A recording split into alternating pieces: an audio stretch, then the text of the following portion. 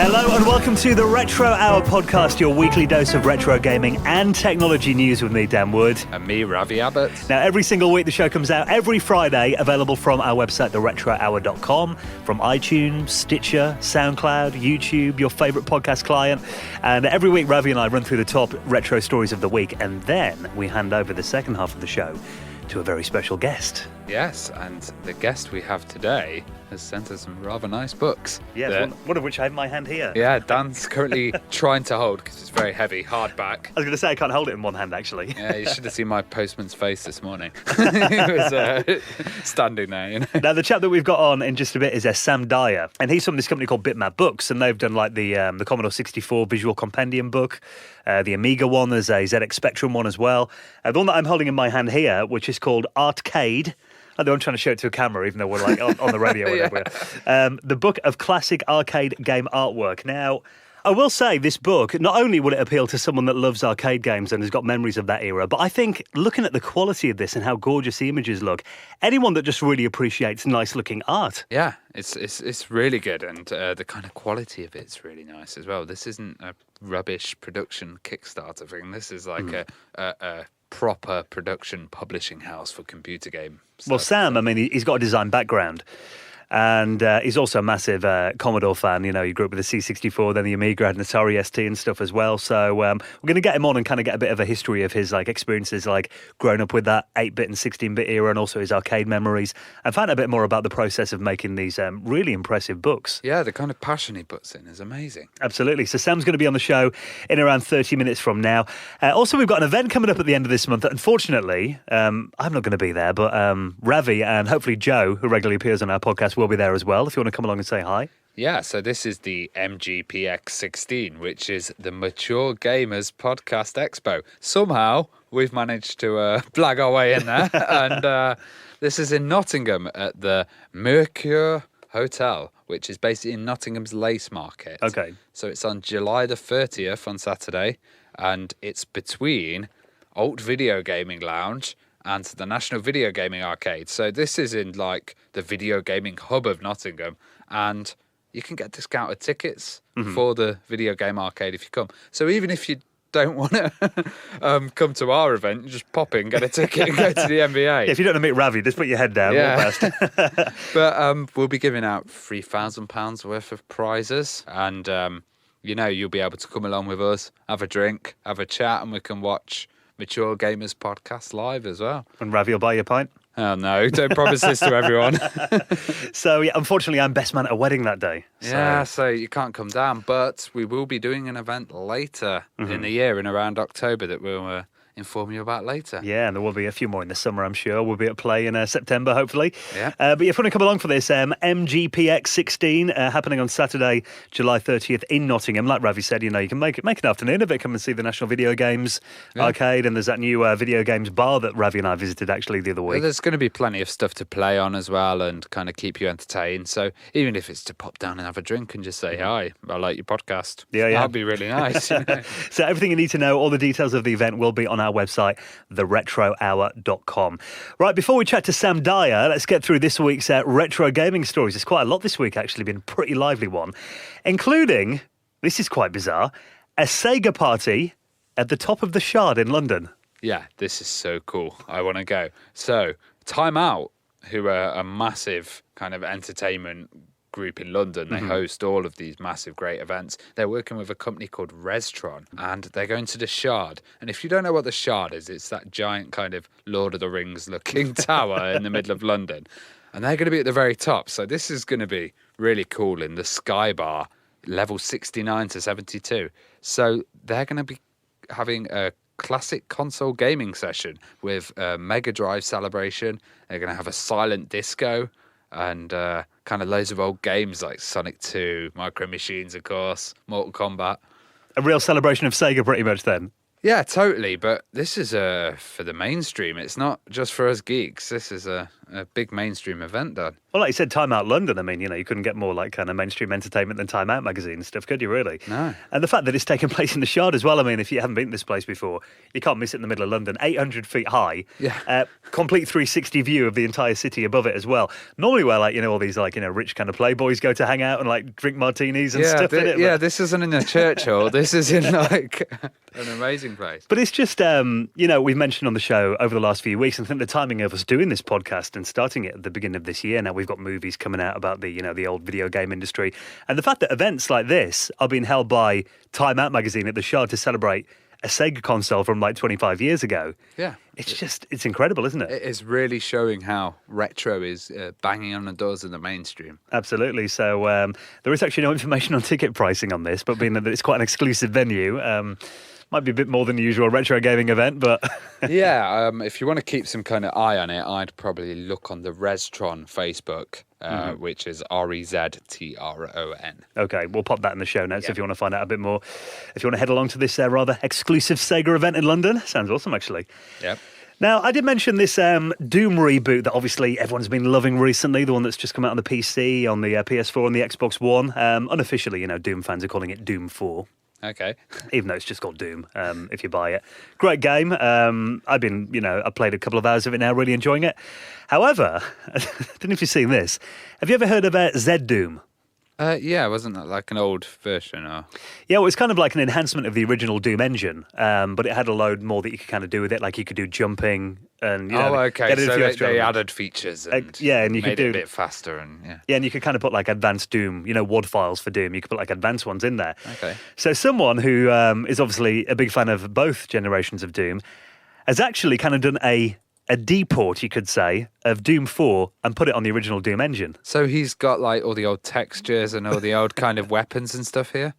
Yeah, so basically the new Doom game, he's ported that down to the original Doom engine. Excellent. So, all the old school graphics and all that there as well. And It's kind of I've watched videos of this, haven't had a chance to play it properly yet, but from what I've read of it, basically he's kind of sat down and paid a lot of attention to how the new game works and kind of replicated it in this old engine. So, do you think that this Z Doom is ported to other systems and this may be able to work on some weird old school setup?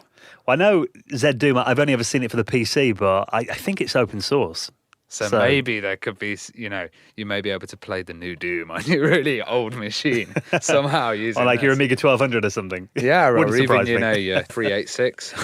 It's just amazing that, people do take the time to do this kind of thing, but I think it's dead cool. I mean, it's on the website that's hosting this is ModDB, which I know you used to visit that website back in your Doom WAD days. Oh, yeah, getting all the, Chocolate Doom, remember, and Simpsons Doom and all of that stuff. So it's free to download if you want to try it out, and we'll pop a link in the show notes as always.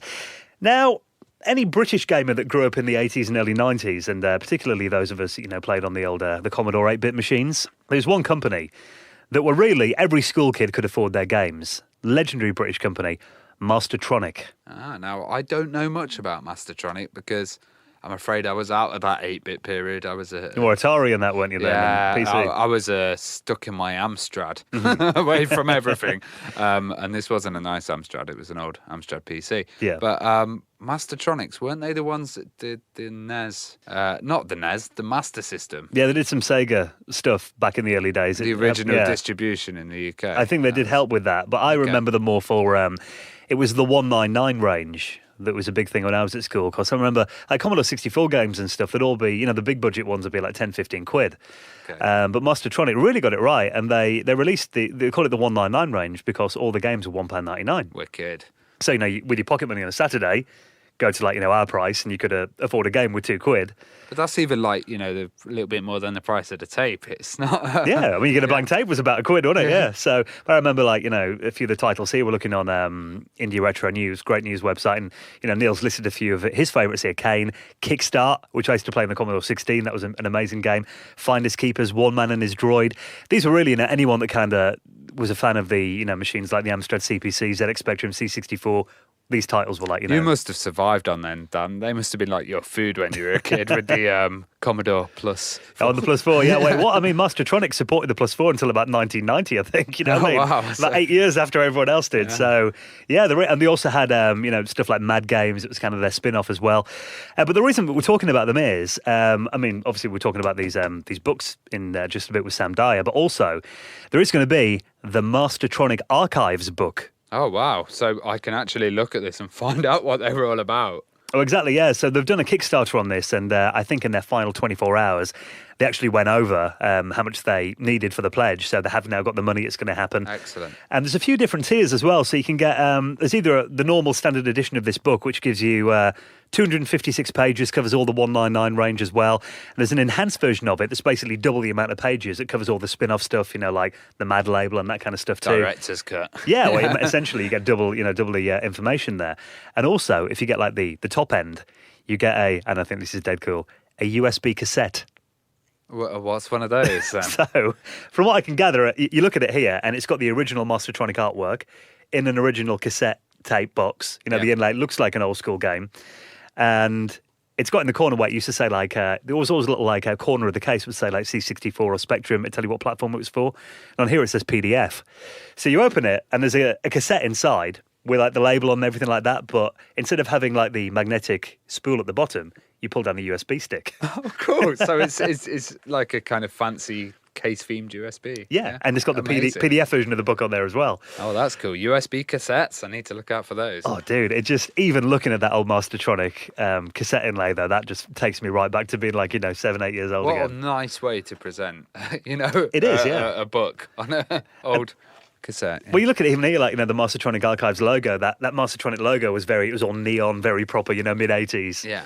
So, but I just love the fact that stuff like this is coming out and people are documenting this kind of, because we get the movies being made about Sega and Nintendo and all that, but Mastertronic was kind of, to any British kid that grew up in the late 80s and early 90s, that was kind of like our Nintendo, you know what I mean? They were That's what this podcast is trying to do, keep the kind of British stuff and the European stuff alive, because not many people have talked about it for years, but now all this stuff's coming out, so we've got loads of content. Absolutely. It's great. So, anyone that, is flooded with nostalgia by just the name Mastertronic, highly recommend that you get hold of this. It's the Kickstarter goal has been reached, so all the information, if you want to order that, will be on our website, theretrohour.com. Now, talking about old games, it's quite unique to find a little secret in a game 33 years after it originally came out, but this has actually happened. Yeah, it's not Easter, but we're going to be talking about Easter eggs. Now, explain what Easter eggs are for people that might not know. Okay, so Easter eggs are either little pieces of code or little hidden parts of levels, or even in applications that coders have left in there, sometimes with the knowledge of the company, sometimes without. So there can be all sorts, but what's happened is a guy by the name of 4am, who's a hacker who's currently working for archive.org, removing all the DRM coding from Apple II games. He's cracking and Apple II uploading games. them. That's awesome. So he's kind of living in the past in his mind doing this, but so far he's got through 683 games. Bloody hell. Which is quite a lot of work. I'm picturing here, though, even his name 4am, I'm picturing like some guy in his pants with an Apple II at 4 o'clock in the morning, hacking these games, That's it. cigarette in his mouth. But he's doing a good job, and they're getting chucked up, and he's doing such a good job that on the game Gumball, he's just found a scream after 33 years that no one else has found. Wow. And it says, aha, you made it. Either you're an excellent game player or a program breaker. The latter in this case. Yeah. So you are certainly one of the few people that will ever see this screen. So that's been hidden in there for 33 years, and he's the first guy to find it. Yeah. That's amazing, isn't it? That people still find. I mean, Easter eggs in games have always been. I remember, before the days of the internet, you'd people in the school playground would be stuff like, do you remember like the Lara Croft hack on the PlayStation to see her naked? Well, even you talk about that. Like, I used to do a lot of Vice City on the GTA, on the PlayStation and on the PC, and all the Easter eggs would be the same on there, and that was amazing. There was even a room you'd jump in, and it had an Easter egg on a podium. Yeah, on Vice City. Yeah, and it say Happy Easter. I just remember the one when you went inside, it was like, the Statue of Happiness or whatever it's called, like the Statue of Liberty thing. Yeah. You could actually go inside it and there was like a beating heart inside. Oh, nice. And it was really weird, and you try and shoot it, but the statue wouldn't die. And it kind of got us thinking about other Easter eggs in games as well. There was one in one of the Alien Breed games on the Amiga. I think you put it into, this is going to offend some people, you put it into Atari ST mode, and basically the graphics would just go really low res and crap. Okay. Well, even to the point that I remember at the school IT labs, we'd sit there and there was like ways to open up a level that looked like Doom on Excel, where all the programmers' faces are on there. There was like different versions of Word where you could open Minesweeper. There's hidden games inside. I think Space Invaders in one of them as well, wasn't there? Or something? Yeah, I do remember that. And this little ASCII Star Wars game they had on Telnet. I can't remember what that was, but you used to connect to a little Telnet address, and then it would play the whole of Star Wars, but in ASCII. Yeah. So, R2 would be made out of lines and dots. You just watch it through, wouldn't you? I think you can still see that in like some Java thing on a website somewhere. But I remember in like Lotus 2 on the Amiga, I think you type in ducks as your password, DUX, and then you get like a little like kind of, it was either like a shoot 'em up kind of game had come on, or it was like some little ducks that you'd have to jump over or something. There was some hidden game in there. I was remember typing ducks though. And a bit more recently, do you remember the one on Call of Duty Black Ops 2? No. You've seen that one? There's a level on there called Nuketown. It's like, recreation of a kind of like a nuclear testing ground. Post-apocalyptic. Well, it's more like a government kind of testing area for nuclear bombs.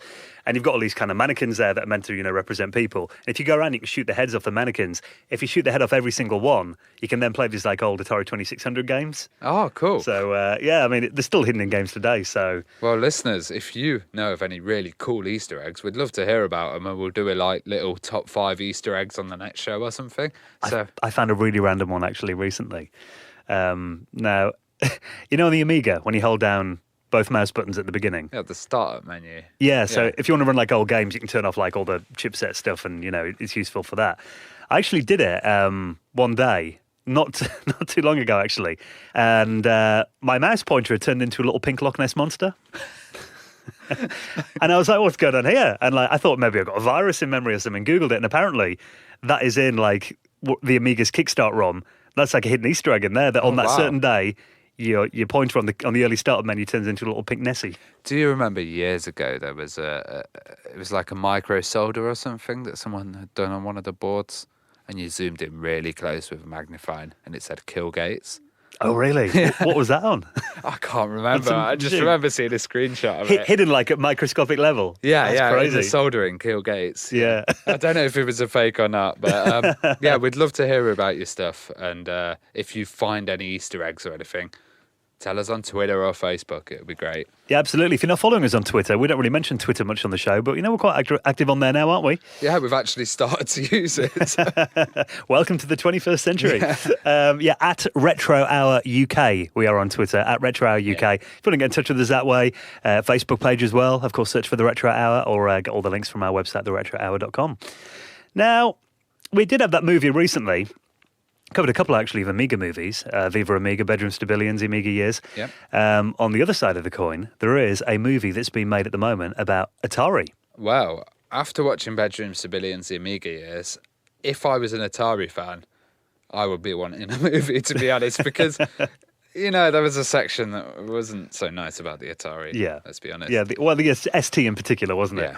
But this film here, which, I've got high hopes for, even though I still haven't watched the 8-bit generation movie. Oh, God, we need to have a night where we sit down and watch it, mate. I know, that looked amazing, actually. Yeah. We did talk about that a couple of months ago on the show now, and we had Bill Hurd on, who is an ex-Commodore engineer, who narrates that documentary. Well, the guys behind that film have actually moved on to make a second film now, and it's called Easy to Learn, Hard to Master, The Fate of Atari.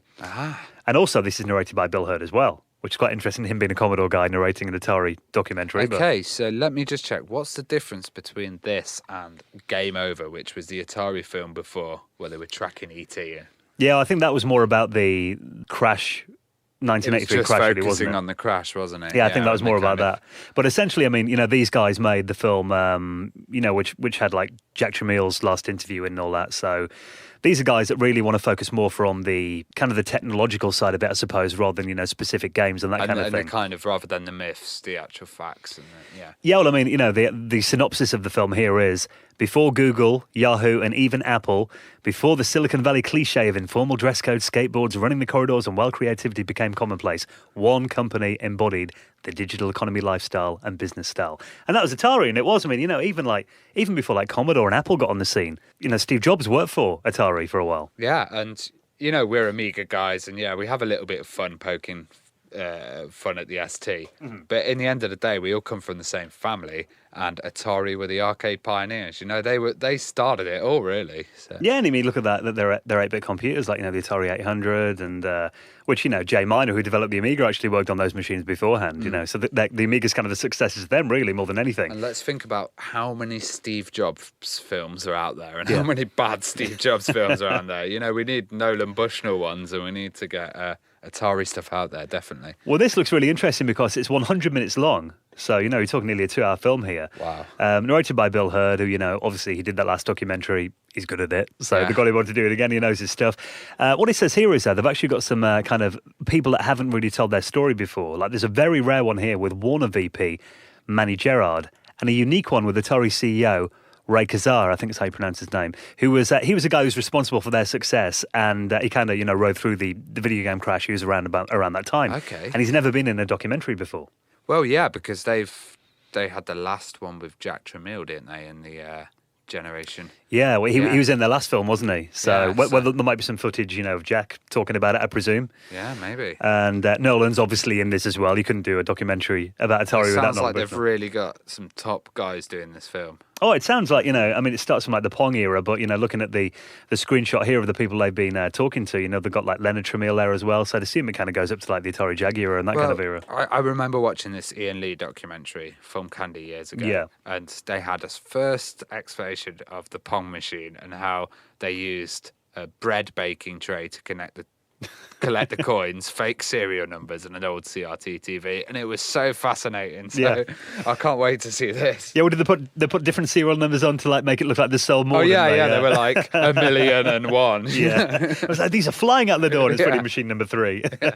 So I think this is really interesting. At the moment, though, it is a Kickstarter, and it's only got about a month left to go, and they're only a quarter of the way there at the moment. So really fun this, guys, because and spread it, because this looks great. Absolutely. So it's on Kickstarter. We'll provide links, obviously, in the usual places. They've only got $5,000 and they need 20,000 euros, actually, they need to get this film made. So absolutely, this is a story that has to be told. Atari deserves some love. Definitely. From us as well. Sorry, guys, if we've been battering you recently.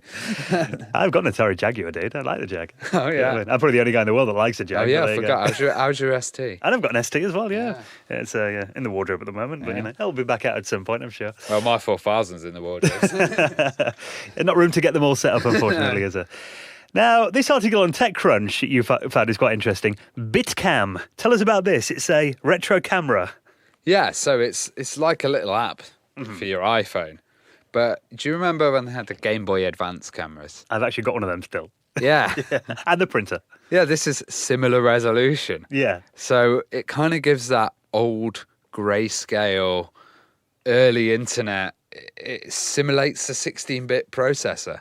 Instead of getting your Instagram images and doing them up and adding nice lighting, you can go the opposite way and degrade your images. Dude, I've just thought, though, the amount of people, Instagram did all that kind of analog photo filtering. This is going to be the next one, isn't it? Yeah. Game Boy Advance camera. Retro filtering, definitely. But, really, I mean, to kids at, in the mid-90s, having a Game Boy with a camera like that was like, the equivalent of a selfie back then, wasn't it? Yeah, well, they also have a little upgrade that you can get for it, which is an in-app purchase, which is instant color graphics. Oh, wow. So you can even slightly upgrade it. And apparently, if you go to the website as well, I think this is really cool. So it's on a website called iconfactory.com. /bc.html. You go on there and it actually looks like a GeoCities website as well. It's even got the under construction GIFs and all that there too. Yeah. And I hope the images load really slowly as well. Who'd have thought we'd have been saying that 20 years ago? So yeah, if you want to get that, if you want a bit of nostalgia, it is available for most of the major phone platforms by the looks of it. Now, did you know that Sonic 2 is the reason why video games are released on a Tuesday in America? I did not know that they were released on a Tuesday in America. But yeah, that's crazy. Why? So over here, most games come out like a Friday in the UK, don't they? Yeah, because we have a lot of game launches and people stay over overnight, or they have a 12 o'clock midnight open. Well, for the big games and stuff, yeah. But I think, it's always made more sense that they come out like nearer the weekend to me because people are going to be off work and all that. But actually, this comes out of the Console Wars book. Okay. Blake Harris, he's been talking to, it's actually an article on Business Insider UK in their tech section. And they're actually talking about, the history of Sega, and it comes from Tom Kalinske as well. And the story of this is that they wanted to release Sonic the Hedgehog 2 on a Tuesday so they could call it Sonic Tuesday, as in number 2. Okay. And apparently before that, video games in America, they had no real day that they come out on. They just come out any time in the week. But ever since that game came out November 24th, 1992, the entire video game industry in America has been like, all right, well, Tuesdays is a game to release video games. So even now, 25 years later, they're still coming out on a Tuesday. Yeah, it's interesting that they're still kind of following the pattern that was been defined all those years ago, just for one simple little motto.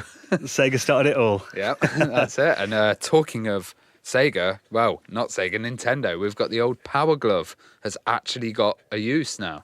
After 30 years. After 30 years, it has become useful. Have you seen this video yet, Dan? So this is, someone's actually hacked a Nintendo Power Glove to control a drone. Yeah, Noland Moore is the engineer. Right. And it's a Parrot AR drone quadcopter. Yeah, it's a beast, looking at it. Yeah, and he's managed to somehow change the interface so he can control the drone with a swipe of his hand of the Power Glove. So, yeah, he tilts his hand in the Power Glove right, the drone tilts right, puts it up and down, it flies around. I'm watching this video, and probably quite wisely, being that it's controlled by a Power Glove, they've got him in like a safety cage. In a cage so he doesn't hurt any kids. Because, those things can take your eye out. I wouldn't trust being anywhere near that thing, controlled by the Power Glove. But that is just, that is the absolute definition of cool to me. Totally. And what was the other one where you had to break light beams? Oh, that was a Sega one, was it? Yeah, if you could try and do that with a drone, that might be interesting. See, but, a lot of these old technologies, it's good that people are finding a use for them after all this time as well, because let's face it, the Power Glove wasn't any good at games, was it? So, no, so it's finally useful. Now, speaking of revisiting things from the past, did you know that you can now play a lot of classic games straight on your PC or Mac? Stuff like Sensible World of Soccer, stuff like Banshee, the Amiga CD32 game. Yeah, Banshee's great. Yeah, you showed me that recently, which I hadn't played it much in the past, but it's kind of like a bit like 1942, isn't it? But nicer graphics. What was the storyline at the beginning?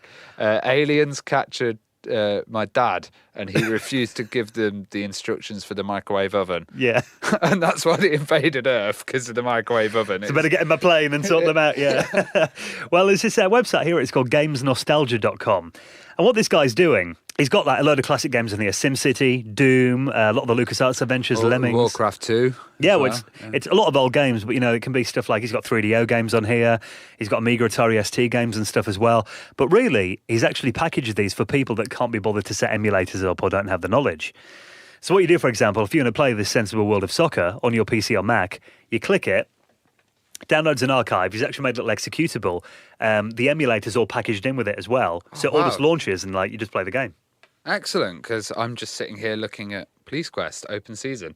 Yeah. And wow, that game. Yeah, I loved it. So this is amazing, because it means you don't have to mess about with DOSBox or any of this rubbish. He does all the effort. Exactly. So literally point and click. So anyone that wants to revisit that, but finding all the ROMs and that can be a pain sometimes. It's all kind of baked into this. So excellent. Yeah, check that site out. Definitely, I'm going to go home and play Police Quest. That's the rest of your week sorted, yeah. Yeah. Now there is a big show that's coming up in Scotland a bit later on this year with a rather special guest. Mr. John Romero is going to be there. Yeah, and there's 2 other special guests as well, which is going to be Ravi Abbott and Dan Wood. Never heard of those guys. No, I think it's going to be our first trip to Scotland. Born in Scotland. Born in Scotland, yes. And this is going to be it's a massive event, actually. It's an entertainment expo and Comic-Con called Geek Out. And it's going to be on the 30th of October and, 29th and 30th at the Royal Highland Centre in Edinburgh. So I've looked at the pictures of this venue and it looks massive. Did they have Play Scotland here as well? Yeah, Is it the same venue? they've just done Play Scotland there as well, so it's the same arena, I think. And there's going to be a lot cosplay there as well. Isn't it like a big prize for cosplay there? Well, they've got a £2,000 prize for cosplay, which is quite high already. And I'm thinking as well the fact that it's like the weekend of Halloween. You're going to see some good costumes there, aren't you? Good cosplay. They've got, I don't know who this guy is, Paul Warren. He seems to be off Harry Potter and stuff. There's a guy from the Doctor Who special effects lab, John Davey, who's been in loads of episodes, and there's probably going to be a lot of Doctor Who stuff there. So, yeah, come along if you're in Scotland. We'll keep plugging it and telling you of the up-and-coming guests, because I think they've just kind of started announcing stuff. So lots more guests are going to come out and info. And we might be doing an event there. We might be doing a live show. We're not quite sure yet. We'll try and work out what we're going to do. We're going to be there either way, aren't we? We'll be there. I think, cause you've been chatting to the organisers behind this as well. And it is kind of a geek conference, They've even got like Slammer of Ghostbusters there and all that kind of thing. All the kind of culture that, like people that are into our show probably like. Well, what he said to me was that they wanted to aim to be like a Comic-Con. Yeah. But more on a technology kind of aspect, less on a, collecting merchandise and this kind of thing. There's going to be quite a big focus on retro gaming too. Yeah, well, if you've got John Romero as your main guest at the moment, it's definitely technology based. Absolutely, yeah. Relevant, We'll obviously pop links in the show notes if you want to book your tickets and all that for that. But yeah, that's definitely one to look forward to a bit later on this year. It looks massive, so yeah, come down and buy us a whiskey. and I'll leave my Scottish accent at home. Oh yeah, please. Now, just before we get to this week's special guest, then I thought this was quite big news. It's actually made a lot of the main news sites over the weekend. Obviously, it was the Queen's 90th birthday. Team 17 founder Debbie Bestwick has been made an MBE. Oh, where's she from as well, Dan? She's from Nottingham, yeah. Oh my God, yeah. Now, Debbie was there right at the start with Martin Brown. Obviously, the company were huge back in the day. She was there, when Worms first came around, and not only because she's someone behind a legendary British company as well, but also the fact that this lady was behind a lot of the games that we used to play as teenagers and kids and stuff as well. It's just nice to see her getting recognised in something as mainstream as being made an MBE. It's great, and I think Team 17 are an amazing company because they've managed to ride the wave. They've managed to ride the wave of the new generation stuff. Yeah. But still stick to their roots, which is games like The Escapist, which are kind of pixel blocky based games that could have come out on the Amiga 500. And they're kind of in this indie game scene at the moment, and they're really seeming like a fresh new company. For a while I felt there was a kind of a stagnant vibe about Team 17 where they were just producing Worms games and it was just a new Worms game every 6 months. Yeah, but then all these kind of new great ones like Flockers and Way to the Woods we've talked about before. Yeah, Way to the Woods. This is real innovative stuff, and Worms WMD coming out. They've got this Beyond Eyes, which is a 10-year-old blind girl that walks around the world and interacts with it. Real different kind of concepts. Pushing the boundaries as well. Totally. And I think the fact that Debbie's been there since, pretty much day one, and, she's one of the few female owners of a business in the video games industry as well, so... Yeah, that's also an excellent thing to be pushing. Absolutely. Definitely. So congratulations, Debbie. Now, thank you for checking out this week's episode of the Retro Hour, guys. Of course, we'll be back again next Friday. You can download it, as always, from our website, theretrohour.com, SoundCloud, YouTube, iTunes. You can tweet us, Facebook us, interact, guys, and spread the Retro Hour. Yes, do tell your friends. Now then, we're going to hand you over to this week's special guest, the guy behind some of the best video games books that we've seen recently. We're going to get the story behind these and a bit of, reminiscing about the Commodore days and the arcades back in the 90s and 80s. Yeah, we have the designer, Sam Dyer. And we'll see you next Friday. Ciao.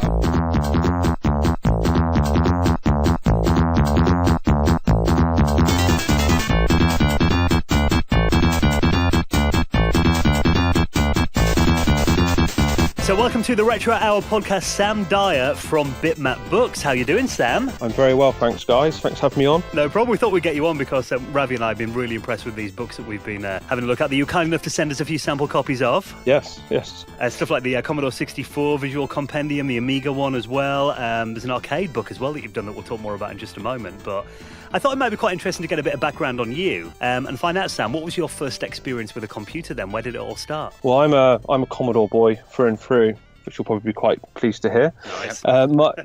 My first experience was Commodore 64, which was handed down from my uncle. I must have got home from school one day, around about 1989, and it was sort of in front of the telly all set up, and my dad explained to me that it had been sort of handed down by my uncle, and it was called a Commodore 64. It all just started from there, really. I mean, I only had a few games at the time, but I was just hooked. I just used to spend hours and hours sat in front of the telly, legs crossed, playing these games, and it just continued for years. Every Christmas and birthday I'd get the latest Ocean game, such as Batman the movie, games like that, Gremlin games, Mastertronic, and it just, as I said, it just all started from there, and absolutely loved the Commodore 64. And it's really where the inspiration for Bitmap Books came from. It was the graphics and the loading screens that just captivated me on that machine. Were you reading any C64 mags at the time, or? I wasn't at the time. I think that came later. I certainly remember, well, I suppose it would have been about 92, 93, reading magazines like Commodore format, because I was probably a bit too young, really, to be into magazines and stuff. It really was just all about the games and swapping games with mates and all that sort of stuff.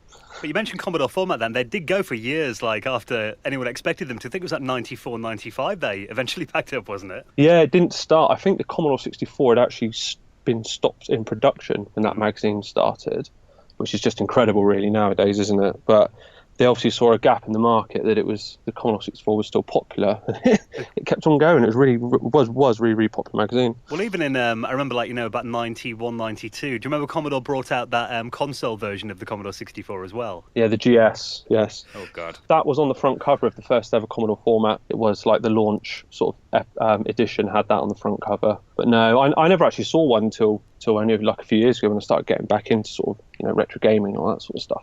I remember my local Tandy was selling them off for 19 quid each, and they go on eBay now for about 600 quid. So yeah. So did you use any other systems at your time? Yeah. So after the Commodore 64, I had a friend down the road who had an Amiga 500, and I used to go down there after school and play Lemmings, and I was begging my father to get him an Amiga 500.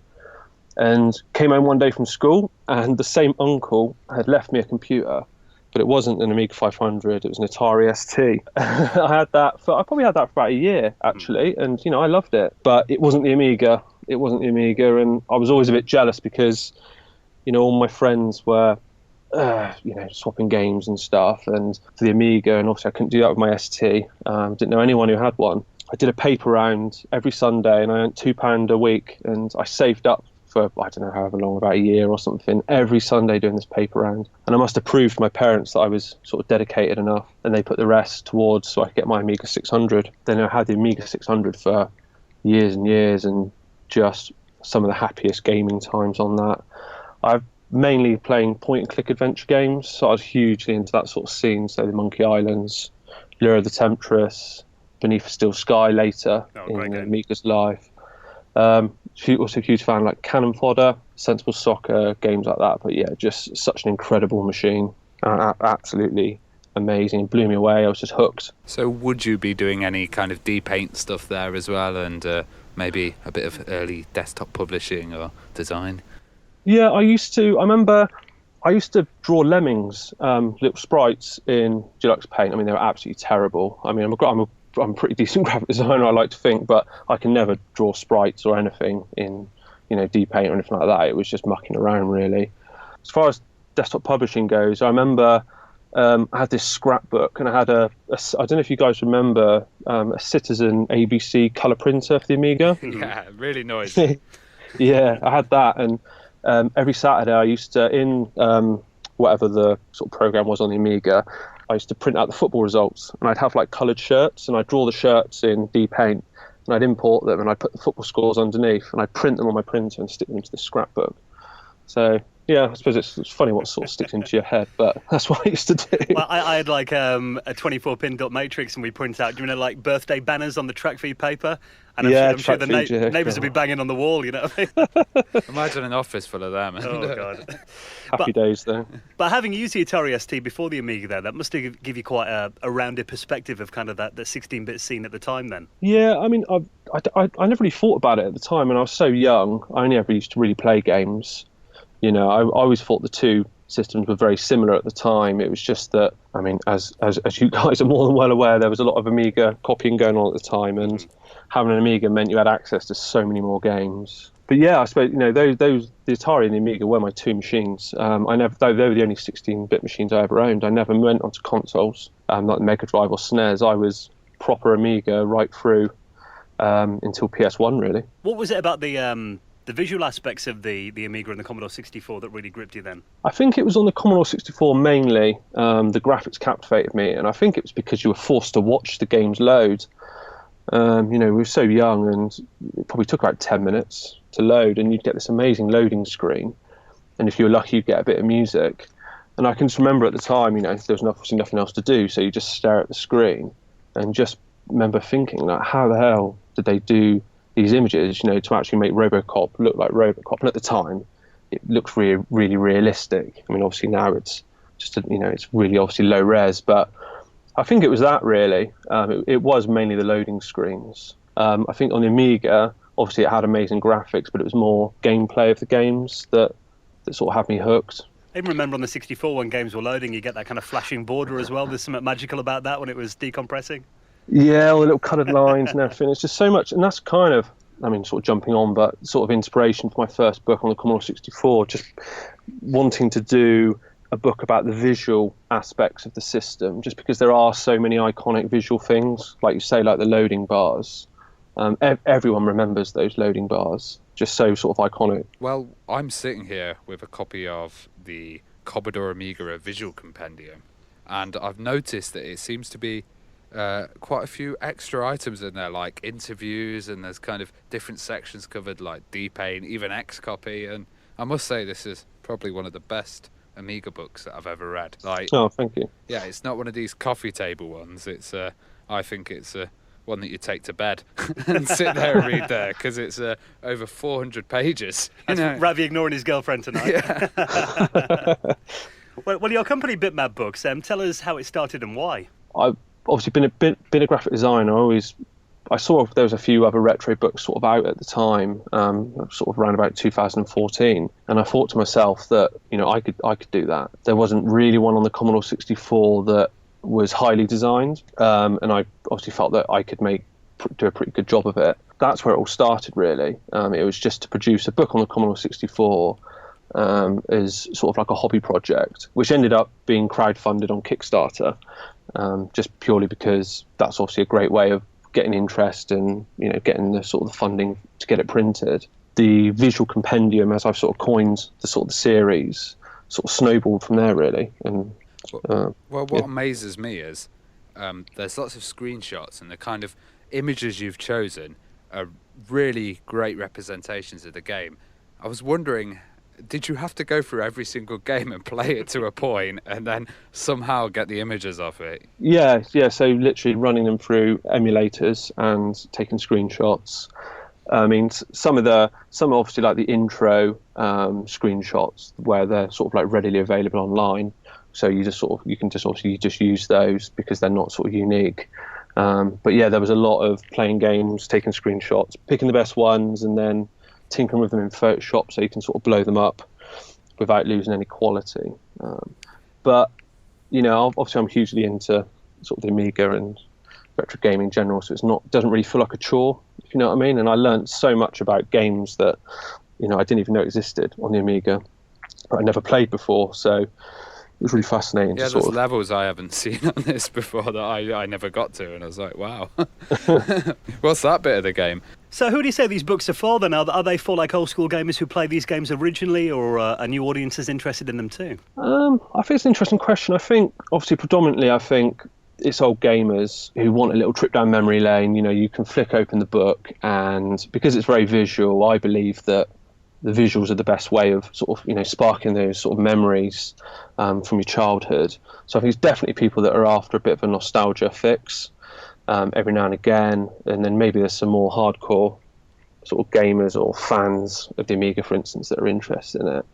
But I certainly do think there's maybe some people who aren't necessarily into retro gaming that might have had an Amiga when they were younger, but they're not into gaming now, and they might sort of pick it up as like a gift or something, just some sort of fun thing to have to remember their childhood. Well, one book that you sent us, Artcade, is absolutely fabulous. I come from a contemporary background. We have a lot of books that are kind of presented in this really nice way, where it's just an image spread over it. And did you kind of aim to go for that more of a wider audience with this arcade book? Arcade actually was an interesting story because the Visual Compendium books are actually sort of like a Bitmap Books product, if you like. That's our sort of series. Something that happened last year was that due to the sort of success of my other books, of the Visual Compendiums, I started getting approached by other authors who had, made a book but didn't know how to get it published, didn't know how to get it printed, and needed sort of a bit of a helping hand.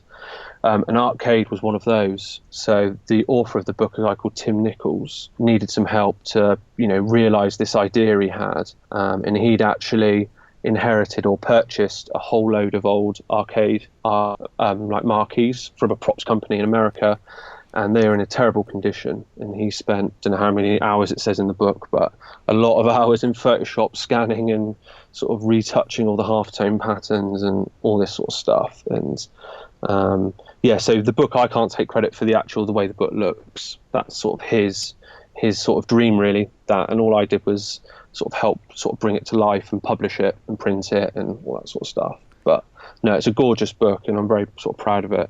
We all remember the arcades, don't we? Not really gamers now. Everyone remembers the arcades, even if it was on holiday in Butlins or whatever, or local seaside town. So I think you're definitely right. And also I think it's got quite a big appeal in America, that book, because obviously the arcades over there were huge. So it's interesting that it's not necessarily UK centric or Europe centric like the Amiga book. I was going to ask, actually, what memories have you got of the arcade era? Well, I was brought up in a little seaside town called Minehead, which is in Somerset. And so we had, I was very lucky, we had sort of two massive arcades on the seafront. So my memories of arcades are sneaking in there up to the cigarette machine, putting our money in and misspent youth, smoking around the back of the arcade, playing games like track and field, and all the buttons are all got cigarette burns and stuff. And but I remember the noise, the smell, the sticky carpets, just the row and row of arcade machines. And I remember it being really exciting as a youngster, because you had a lot of older kids in there playing like Street Fighter 2, and it was quite intimidating, but you felt quite cool being in there. And also I used to work down Butlins as well, helping people carry their luggage. And they had a huge, for those who have been in Butlins in Minehead, an absolutely huge arcade right in the middle. So I used to play games, again, like Street Fighter 2, which was huge at the time, and games like Clax and Narc.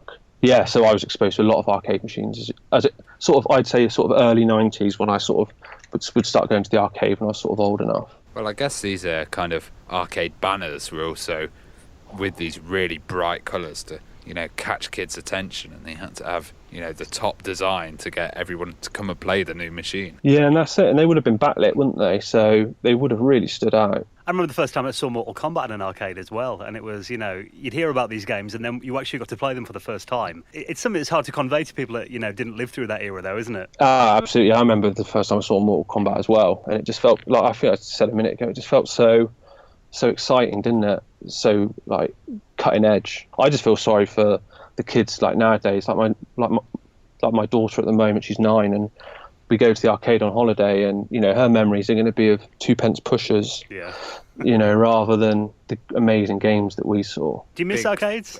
I do. I mean, I sort of associate arcades with being younger. I mean, I'm sort of a boring husband now and dad, so. But no, I definitely miss the sort of the atmosphere, I guess. And I really want to go to the arcade up in Bury.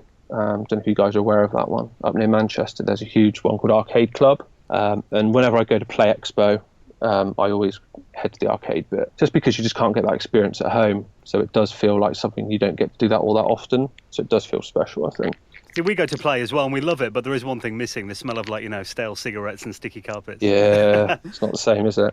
That's it. Well, one thing I found is it seems to be kind of a new trend that you seem to be riding on at the moment, especially with the name Bitmap Books, is kind of the love for pixels that is coming back in a lot of new games. They're doing, indie games, pixel style stuff. Years ago, people hated the pixels. It's such a turnaround. I know, it's actually something that I've always, excuse me, I've always sort of had to sort of defend a little bit this, because when I first started doing the books, I had a lot of people saying you shouldn't be showing the pixels like that because, back in the day they would have had scan lines and they would have been all blurry and anti-aliasing and all this sort of stuff. But I really, really wanted to show the crispness and the almost like the Lego-like, building block of how these guys would have had to construct them. I just love that rawness of the pixels. But yeah, you're right. No, everything's gone pixel mad now. It's everywhere. But even looking through the books, you blow them all up as well, so it's really obvious. Yeah, I think some of them in the first book, I think I blew some of them up a bit too much. It went a bit too low resolution, but I just think it's fascinating to see just the amount of work and the talent that went into creating these images. It's just mind blowing, really.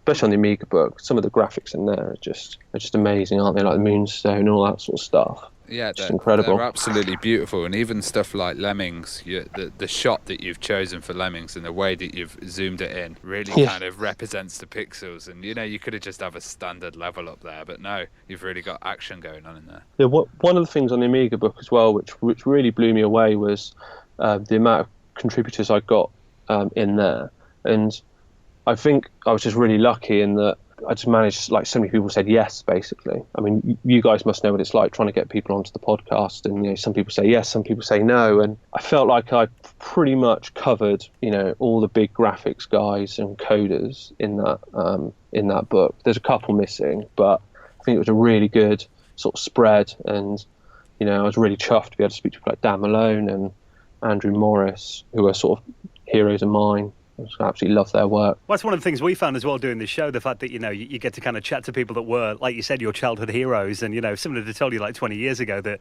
you'd be interviewing Jim Sachs, for example, you'd have probably been like, no way. Yeah, and also the way that they don't really, some people just don't understand why you're interested, which I find amazing. They're so humble and down to earth. Yeah, just love it, really. Are people still interested in that? And it's like, yeah, massively. Well, in your Amiga book, you've also covered some rather obscure elements of the Amiga, like you've got a section on the CDTV in there as well. How did you kind of do your research on that? Well, I've got pretty good knowledge of the Amiga sort of generally, so I've sort of had a pretty good grounding, and I worked with a guy called Matthew Wilshire, who is a really huge Amiga fan, a friend of mine, and so it was really useful to have someone like a different perspective on the Amiga, and he was a huge help in sort of saying, you should look at this game, and helping out with he did a lot of help with the demo scene as well. But the CDTV was something I was aware of, and it had because obviously the book's all about the visual side of things. I think the splash screen with the rocks with the laser, I think, is quite iconic. That was Jim Sachs, wasn't it? He did that. Yeah, and I felt like I wanted to include that.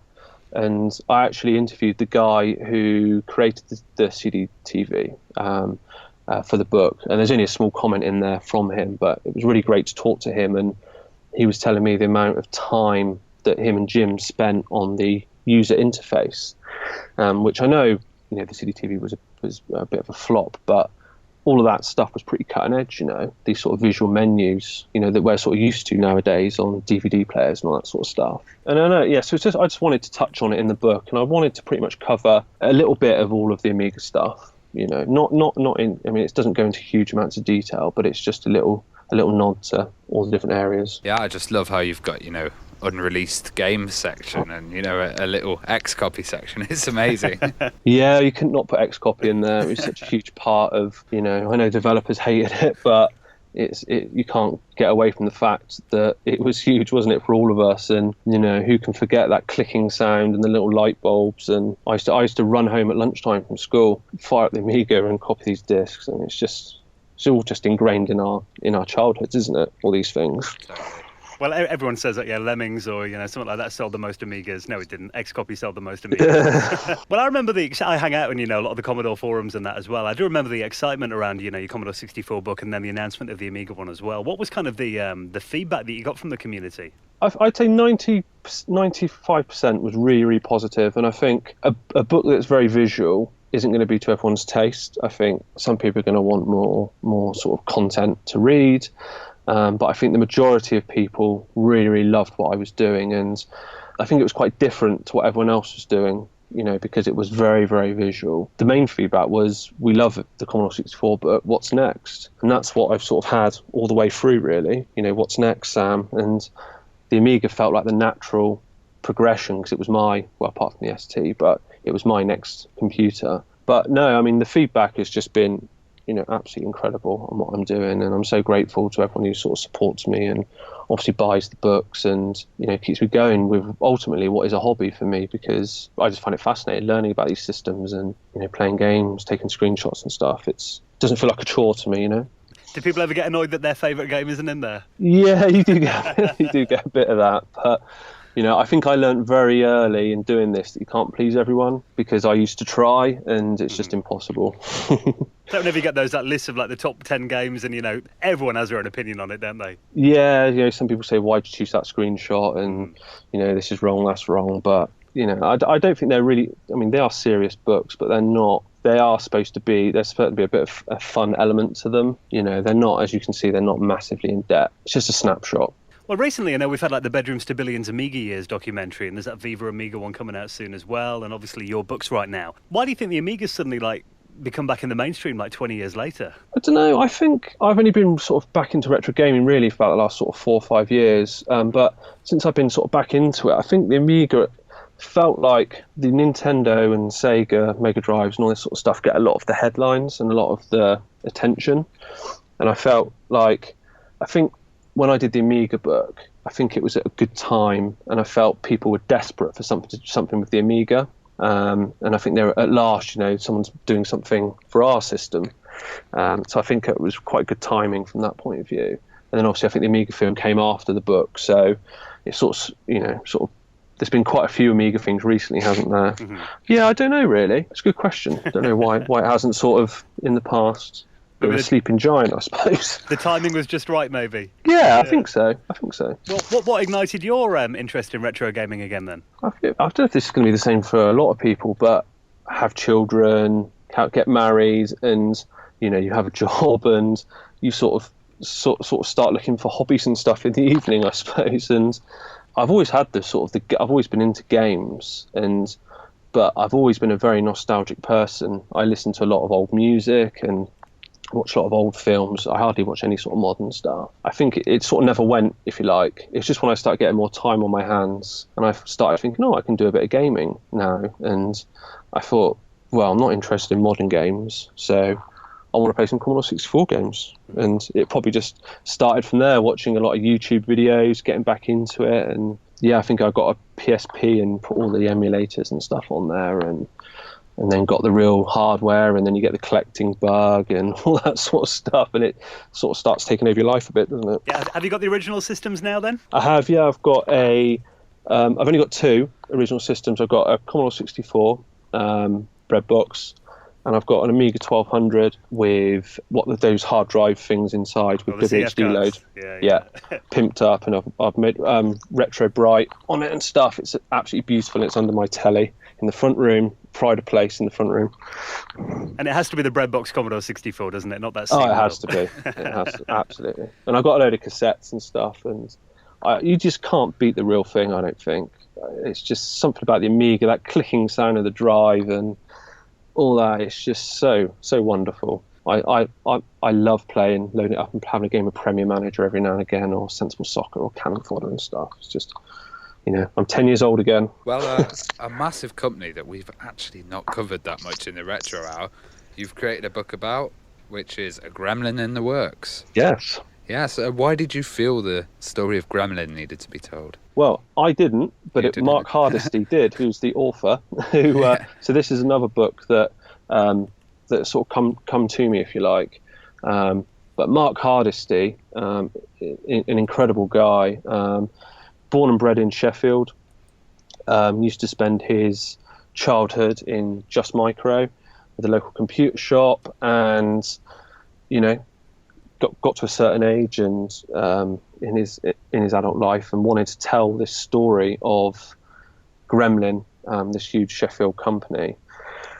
And I think he spent 2 years researching Gremlin, interviewing. So the first thing he did was that he met Ian Stewart, who was the founder, and Ian basically gave his blessing for the book, and gave Mark complete access to all the old developers, artists and musicians. So Mark started interviewing everyone, piecing together this book.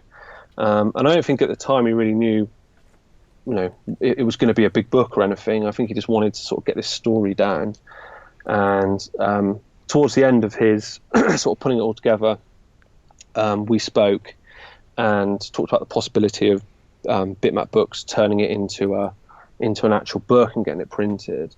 And yeah, we had a whale of a time sort of pulling it together in the end. And what we're actually ended up with now is essentially 2 books within one slipcase. Mm-hmm. So the first book tells the first sort of early 80s to 1989, and then the sort of covering obviously the 8 bits, then the early 16-bit era, and then the second book covers 16-bit and 32-bit. Right up until Sumo Digital, who are obviously in Sheffield now and are pretty much what Gremlin Graphics sort of would have been, sort of if they still were, with a lot of the ex-employees still there. But it's an absolutely huge book. It's sort of 600 pages, pretty much interviews every single ex-employee of Gremlin. I don't know how many words it's got, but it's got thousands and thousands and thousands of words. It's got loads of scans of old letters, royalty invoices, business cards, design documents, screenshots from games. It's just a real sort of tribute to Gremlin, and it sort of covers everything really, right from the start right until the end.